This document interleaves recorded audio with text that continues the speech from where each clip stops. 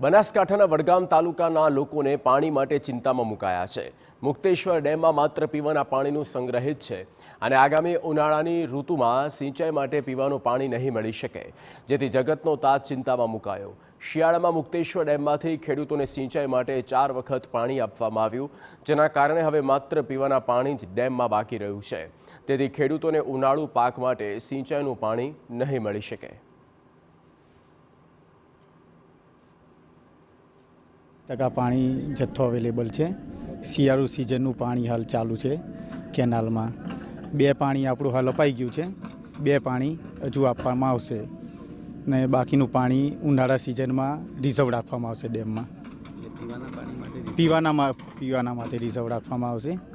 હાલ ખેડૂતોને આપવામાં આવે છે। ટોટલ 4 પાણી આપવાના છે, એમાંથી 2 પાણી આપણે હાલ અપાઈ ગયા છે, હવે 2 બીજા આપવામાં આવશે। ઉનાળુ પાક માટે સિંચાઈનું પાણી ન મળતા ખેડૂતોની હાલત કફોડી બની છે। સાથે પશુપાલન માટે ઘાસચારો પણ ખૂબ જ જરૂરી છે અને પાણી ન હોવાથી ઘાસચારો થઈ શકતો નથી, ત્યારે ખેડૂતોને ઘાસચારો મોંઘા ભાવે વેચાણના લાવવાની ફરજ પડે તેવી શંકા સેવામાં આવી। ત્યારે ખેડૂતોની દ્વારા મુક્તેશ્વર ડેમ નર્મદાના પાણીની જે પાઇપલાઇનનું કામ શરૂ કરવામાં આવ્યું તે વહેલી તકે પૂર્ણ કરવાની માંગ કરવામાં આવી છે। મુક્તેશ્વર ગામમાં પાણી નંખાય જેથી ખેડૂતોને ઉનાળામાં ફાયદો થાય।